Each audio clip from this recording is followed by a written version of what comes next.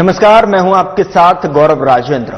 Bulletin की शुरुआत करते हैं। राजस्थान के राज्यपाल हरिभाऊ बागड़े से सोमवार को राजभवन में पंजाब के राज्यपाल गुलाब चंद कटारिया ने शिष्टाचार भेंट की। राजभवन पहुंचने पर राज्यपाल बागड़े ने कटारिया का भाव भरा स्वागत किया। इस मौके पर दोनों नेताओं के बीच में कई समसामयिक विषयों पर सकारात्मक संवाद हुआ। यह मुलाकात आपसी सौहार्द और सहयोग की भावना को मजबूत करने वाली रही। दोनों राज्यपालों के बीच में यह भेंट शिष्टाचार मुलाकात थी, जिसमें आपसी संबंधों और प्रशासनिक अनुभवों को साझा किया गया।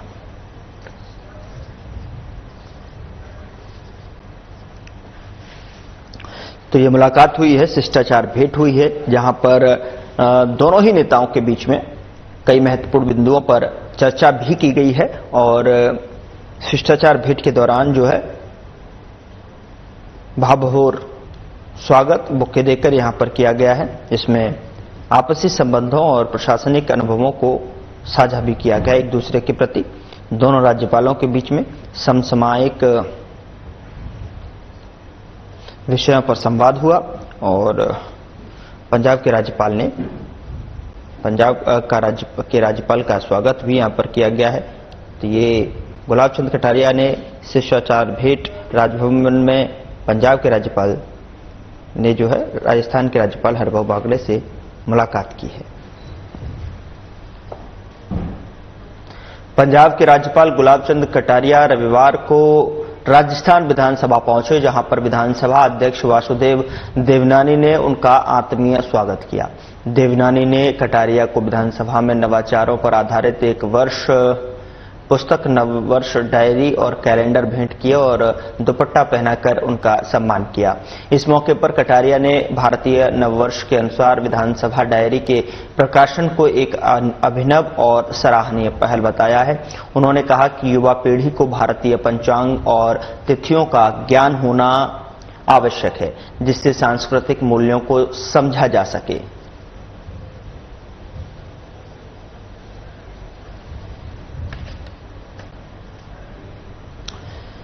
तो ये स्वागत किया गया है यहां पर पंजाब के राज्यपाल गुलाब चंद कटारिया का, जहां पर उनको एक डायरी भी भेंट की गई है और एक वर्ष पुस्तक, नववर्ष डायरी जो है यहां पर भेंट करते हुए और साफा पहनाकर उनका स्वागत किया गया है, जहां पर भारतीय पंचांग और तिथियों का ज्ञान होना युवा पीढ़ी को आवश्यक भी बताया गया है।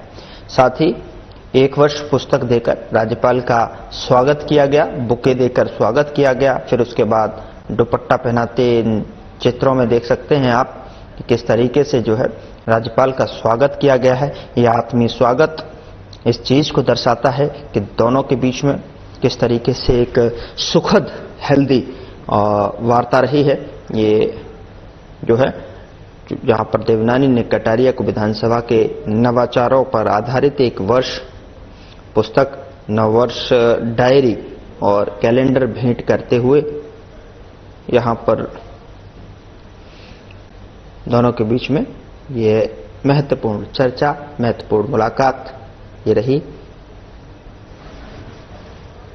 जहां पर विधानसभा में नवाचारों पर आधारित एक पुस्तक, एक डायरी, एक साफा भेंट कर जो है उनका स्वागत किया गया।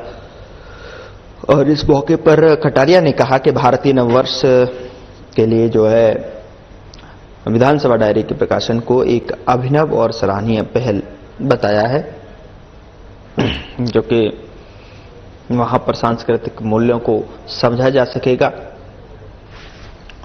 तो राजस्थान विधानसभा पहुंचने पर पंजाब के राज्यपाल का ये विजुअल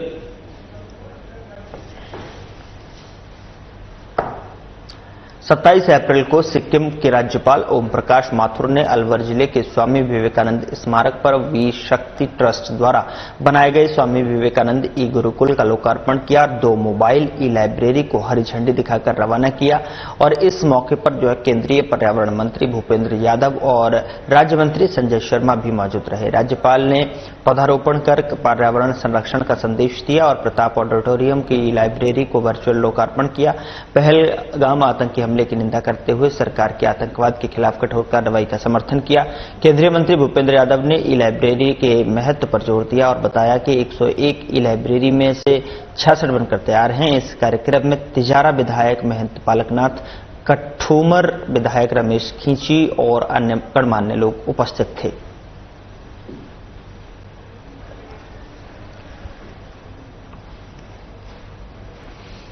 तो ये ई लाइब्रेरी का और एक गुरुकुल का जो है यहाँ पर हरी झंडी दिखाकर रवाना किया गया है। भूपेंद्र यादव और राज्य मंत्री संजय शर्मा यहाँ पर मौजूद रहे। पौधारोपण कर पर्यावरण को लेकर भी संदेश यहाँ पर देते हुए दिखाई दिए। ये प्रताप ऑडिटोरियम में एक लाइब्रेरी का वर्चुअल लोकार्पण किया गया है, जहाँ की ये तस्वीर, ये चित्र आपकी स्क्रीन पर हैं, जिससे आप समझ सकते हैं कि यहाँ पर उद्घाटन हुआ, लोकार्पण हुआ और किस तरीके से ऑडिटोरियम में जो है मौजूद लोगों ने यहाँ कार्यक्रम में भाग लिया।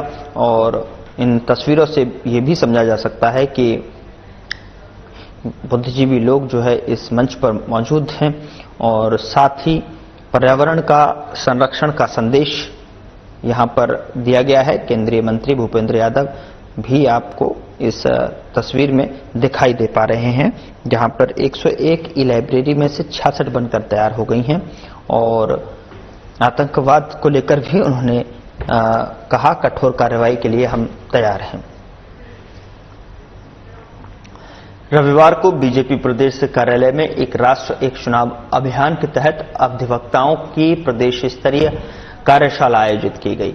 इस कार्यक्रम में बीजेपी प्रदेश अध्यक्ष मदन राठौड़ ने कहा कि अलग अलग समय पर होने वाले लोकसभा और विधानसभा चुनाव से देश चुनावी मोड में रहता है, जिससे प्रशासन, सुरक्षा बल और राजनीतिक नेतृत्व पर दबाव बढ़ता है और विकास कार्यों में बाधा आती है।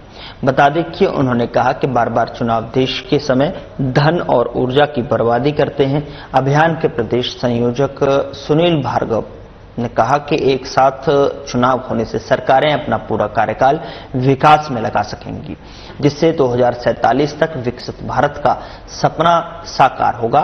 Lawyers for one nation one election के संयोजक सौरभ सारस्वत ने बताया कि अभियान के तहत जो है अधिवक्ताओं की टोली संभाग और जिला स्तर पर नियुक्ति की गई है। इस मौके पर कई प्रमुख अधिवक्ता भी मौजूद रहे।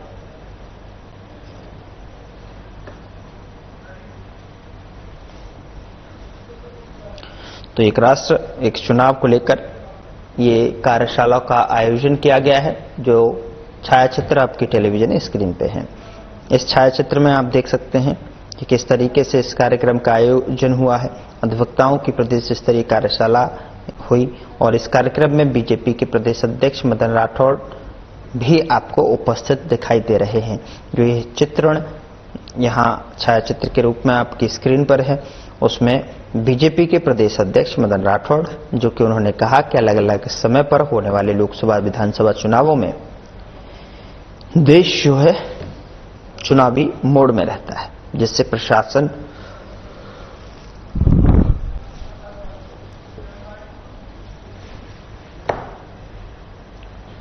रविवार को जलदाय मंत्री कन्हैयालाल की अध्यक्षता में जयपुर संभाग के पेयजल कार्यों की समीक्षा बैठक गांधीनगर स्थित कार्यालय में आयोजित की गई।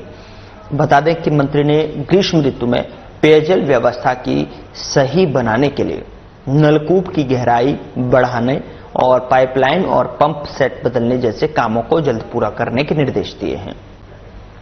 उन्होंने कहा कि आकस्मिक कार्यों को जिला कलेक्टर की अनुशंसा से अति जल्द जो है पूरा किया जाए। मंत्री ने अवैध जल कनेक्शनों को हटाकर नियमित करने और अमृत 2.0 योजना के तहत निविदाओं के कार्यादेश जारी करने और जल राजस्व वसूली में तेजी लाने के निर्देश दिए। इसके साथ ही बीसलपुर योजना की ट्रांसमिशन लाइन की मॉनिटरिंग और जल जीवन मिशन के तहत अटके कार्यों को शीघ्र निस्तारण करने के निर्देश दिए गए हैं। बैठक में अतिरिक्त मुख्य सचिव भास्कर ए सावंत सहित विभागीय अधिकारियों ने भी हिस्सा लिया।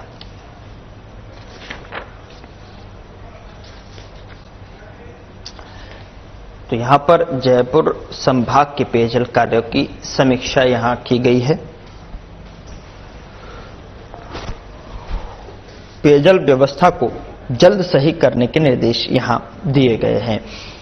पेय और जलदाय मंत्री की अध्यक्षता में समीक्षा ये हुई है और अवैध जल कनेक्शनों को हटाकर नियमित करने अमृत 2.0 योजना के तहत निविदाओं के कार्यादेश जारी करने के लिए जल राजस्व वसूली में तेजी लाने के लिए निर्देश दिए गए हैं और बीसलपुर योजना की ट्रांसमिशन लाइन की मॉनिटरिंग और जल जीवन मिशन के तहत अटके कार्यों को शीघ्र निस्तारित करने के निर्देश यहां दिए गए हैं। बैठक में अतिरिक्त मुख्य सचिव भास्कर एस सावंत सहित विभागीय अधिकारी ने यहां भाग लिया है, जिसकी एक छायाचित्र आपके टेलीविजन स्क्रीन पर है, जहां पर आप देख सकते हैं कि निर्देशित करते हुए इस समीक्षा की गई है पेयजल कार्यों की और मंत्री की अध्यक्षता में ये जलदाय जो मंत्री हैं उनकी अध्यक्षता में ये समीक्षा बैठक का आयोजन किया गया।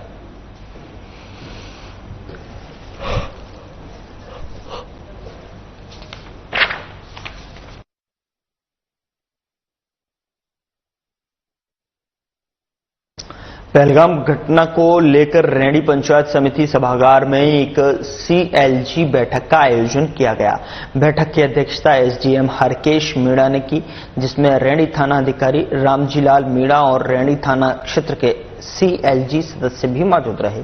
इस दौरान SDM हरकेश मीणा ने क्षेत्र में शांति व्यवस्था बनाए रखने की अपील की है और अफवाहों पर ध्यान नहीं देने की सलाह दी। उन्होंने कहा कि कानून व्यवस्था बनाए रखने के लिए सभी को सतर्क रहना होगा और किसी भी तरह की अफवाहों से बचना होगा। बैठक में स्थानीय अधिकारियों और सदस्यों ने एकजुट होकर शांति बनाए रखने की संकल्प लिया है।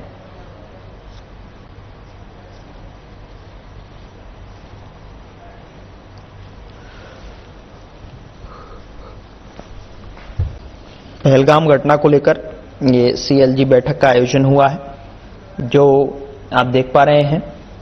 आपको बता दें कि SDM हरकेश मीणा ने इस बैठक की अध्यक्षता की है। जिन तस्वीरों में आपको देख पा रहे हैं SDM हरकेश मीणा, जिन्होंने CLG बैठक की अध्यक्षता करते हुए शांति व्यवस्था बनाए रखने की अपील की है, अफवाहों पर ध्यान बिल्कुल नहीं देने की अपील की है। कानून व्यवस्था बनाए रखने के लिए सभी को सतर्क रहना होगा और किसी भी तरह की अफवाह से बचना होगा। इस बैठक में जो CLG की बैठक के जो है विजुअल्स आप देख पा रहे हैं, जहां पर SDM के अध्यक्षता में ये बैठक हुई है, जो कि SDM ने इस बैठक में शांति व्यवस्था बनाए रखने की भी अपील करते हुए अफवाहों पर बिल्कुल किसी भी तरह से ध्यान न देने की यहाँ पर लोगों से अपील और गुजारिश की है। शांति व्यवस्था में और जो है कानून व्यवस्था को बनाए रखने के लिए आप सभी का सहयोग उतना ही महत्वपूर्ण है जितना कि प्रशासन की तरफ से कानून व्यवस्था को सुचारू चलाना। तो ऐसे में बैठक में स्थानीय अधिकारी और सदस्यों ने एकजुट होकर शांति बनाए रखने का संकल्प लिया है।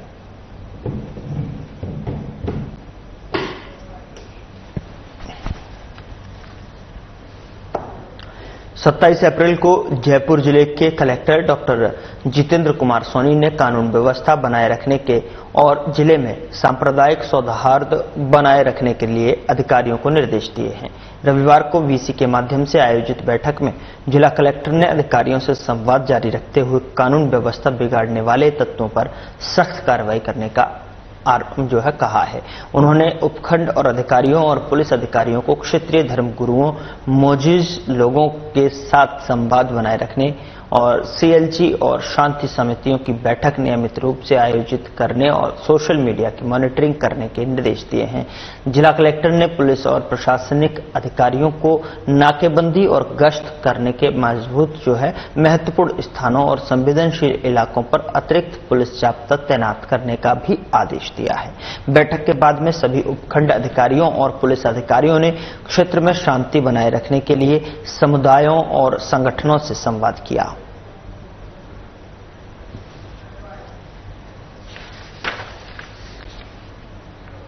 धर्मनगरी वसी गांव के उच्च माध्यमिक विद्यालय प्रांगण से 20 सालों बाद तीसरा भव्य पथ संचलन रविवार को संपन्न हुआ। यह पथ संचलन विद्यालय से शुरू होकर गामोट बस्ती, लक्ष्मी नारायण चौक, जैन बस्ती और नई बस्ती से होता हुआ फिर विद्यालय में खत्म हुआ। कार्यक्रम की शुरुआत प्रार्थना और ध्वजारोहण के साथ में हुई।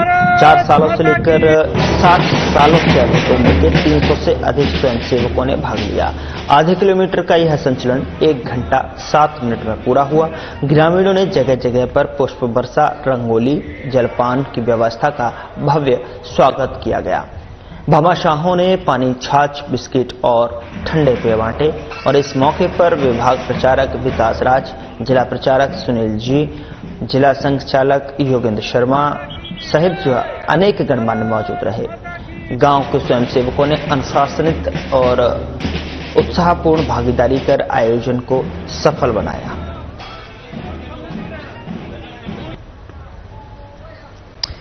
तो वसी गांव में 20 साल बाद पथ संचलन संपन्न हुआ है। तस्वीर आपके सामने है, ये किस तरीके से जो है ये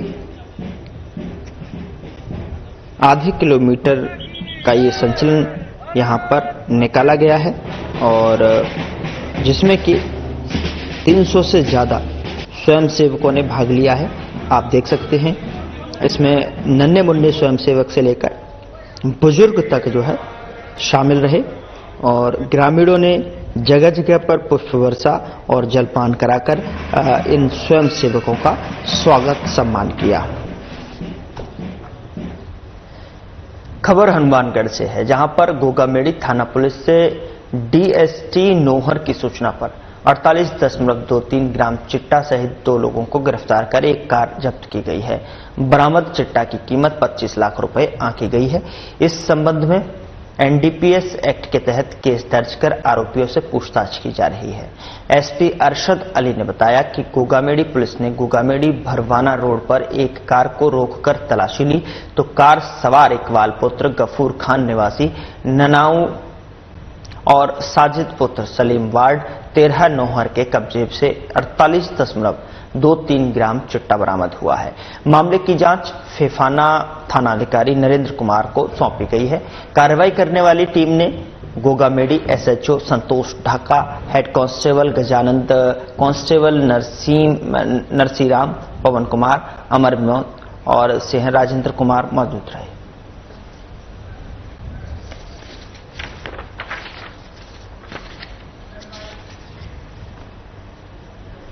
खबर हनुमानगढ़ से है, जहां पर दुष्कर्म केस में फंसाने की धमकी देकर 10 लाख रुपए की डिमांड करने के बाद नकली पिस्तौल के साथ व्हाट्सएप पर स्टेटस लगाकर डराने धमकाने के मामले में टाउन पुलिस ने एक महिला को गिरफ्तार किया है। आरोप है कि यह महिला हनी ट्रैप गिरोह चलाती है। सीआई सुभाष कच्छावा ने बताया कि बीते 11 मार्च को Manindra Garg ward number 22 railway overbridge के सामने टाउन ने रिपोर्ट दी कि बरकत कॉलोनी की एक महिला किरण बिहारी हनी ट्रैप का गिरोह चलाती है। गिरोह से जुड़ी महिलाएं दिखावे के लिए शहर के करोड़पति घरों में झाड़ू पोंछा मजदूरी का काम करती हैं और इसकी आड़ में भोले भाले लोगों को हनी ट्रैप के जाल में फंसाकर धोखे में मोबाइल में अश्लील वीडियो, फोटो रिकॉर्डिंग और करके ब्लैकमेल कर रुपयों की डिमांड कर रहे हैं। उसके साथ भी किरण ने ऐसा किया और एएसपी ने मामले की जांच की। पुलिस ने आरोपी महिला किरण को गिरफ्तार कर पूछताछ की। पुलिस के अनुसार करीब 4 वर्ष पहले आरोपी महिला मनिंद्र गर्ग के घर पर काम करती थी। उस दौरान उसने 10 लाख रुपए मांगे, नहीं दिए तो मुकदमा दर्ज करवा दिया। जमानत पर छूटने के बाद में अपनी सहेली से मनिंद्र गर्ग के खिलाफ महिला थाना में मुकदमा दर्ज करवा दिया, जिसमें पुलिस ने एफआईआर लगा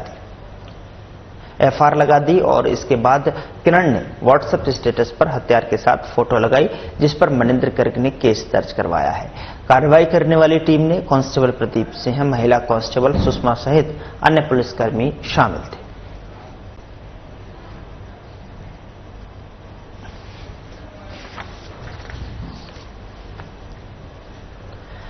टोंक जिला मुख्यालय पर पंडित दीनदयाल उपाध्याय मंडल के कार्यकर्ताओं ने उम्मेद भवन में प्रधानमंत्री नरेंद्र मोदी के मन की बात का 121वां कार्यक्रम सुना।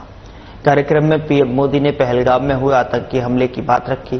प्रधानमंत्री मोदी ने कहा कि आतंकवाद के खिलाफ पूरा देश एकजुट होकर खड़ा हुआ है। आतंकवाद की रचना करने वाले को चुन चुन कर जो है मारा जाएगा। वहीं प्रधानमंत्री ने डॉक्टर कस्तूरी रंजन को भी याद किया। वैज्ञानिकों ने जो है योगदान को याद किया। साथ ही आतंकी हमले में सेना ने घायलों में एक बुजुर्ग महिला का जिक्र करते हुए कहा कि महिला ने जिस तरह सेना की तारीफ करते हुए कहा कि उसे नया जीवन मिला है। मन की बात कार्यक्रम से पहले सभी बीजेपी कार्यकर्ताओं ने पुलवामा हमले में हुए शहीद हुए दिव्य आत्मा शांति के लिए 2 मिनट का मौन रखा। एक पेड़ मां के नाम का भी जिक्र किया। आगामी विश्व पर्यावरण दिवस पर एक पेड़ मां के नाम की सालगिरह पर एक व्यक्ति को एक पेड़ लगाने का आह्वान भी किया गया।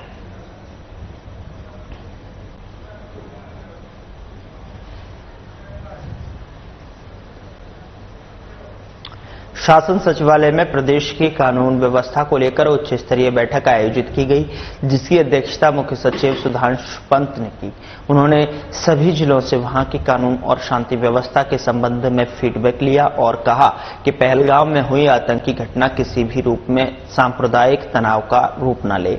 इसके लिए सभी अधिकारी संवेदनशीलता से कार्य करें। उन्होंने सभी पुलिस थानों को नियमित सीएलजी और शांति समितियों की बैठक लेकर संदिग्ध व्यक्तियों और स्थानों भ्रामक और सांप्रदायिक तनाव भड़काने वाले व्यक्तियों की पहचान कर उन पर सख्त कार्रवाई करने के निर्देश दिए। सुधांशु पंत ने कहा कि राजस्थान एक शांतिप्रिय प्रदेश है। पहलगाम में हुआ आतंकी हमला देश में सांप्रदायिक शांति और सौहार्द के मामले में बिगाड़ने की साजिश है। उन्होंने निर्देश दिए कि प्रदेश में हर हाल में कानून व्यवस्था बनी रहे और इसके लिए संभागीय आयुक्त, पुलिस महानिरीक्षक, जिला कलेक्टर्स और पुलिस अधीक्षक अपने संभाग और रेंज और जिलों की नियमित मॉनिटरिंग करें।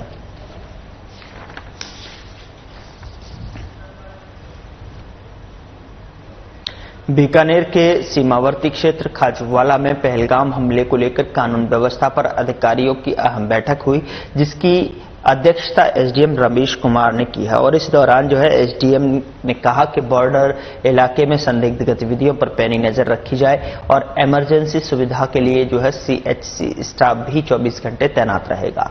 वहीं एसडीएम ने अधिकारियों और कर्मचारियों को हेडक्वार्टर नहीं छोड़ने के निर्देश दिए हैं। तहसीलदार कमलेश कुमार ने कहा कि सोशल मीडिया पर भड़काऊ टिप्पणी करने से बचें।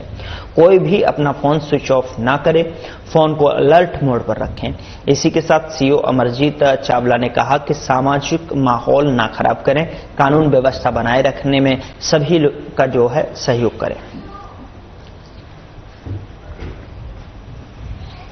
तो पहलगाम हमले को लेकर एक्शन मोड में लगातार कानून व्यवस्था को लेकर ये बैठक हुई है, जिसकी जो है आप देख पा रहे हैं तस्वीरों में, और एसडीएम रमेश कुमार ने इसकी अध्यक्षता की है। बॉर्डर इलाके में संदिग्धों पर नजर भी रखी जा रही है, ये इस बैठक में एसडीएम के द्वारा कहा गया है। और साथ ही आपको बता दें कि एसडीएम ने अधिकारी कर्मचारियों हेडक्वार्टर नहीं छोड़ने के निर्देश दिए हैं।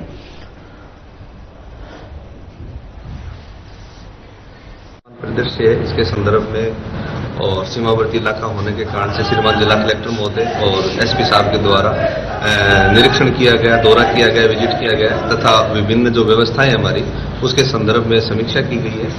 और अभी सभी को, कर्मचारियों को, अधिकारियों को पाबंद किया गया कि वो अपना हेडक्वार्टर नहीं छोड़े तथा जो भी जिम्मेदारी है, जो भी उनके विभाग से संबंधित कार्य है, उनको तुरंत प्रभाव से अपने। फिलहाल बुलेटिन में इतना ही। नमस्कार।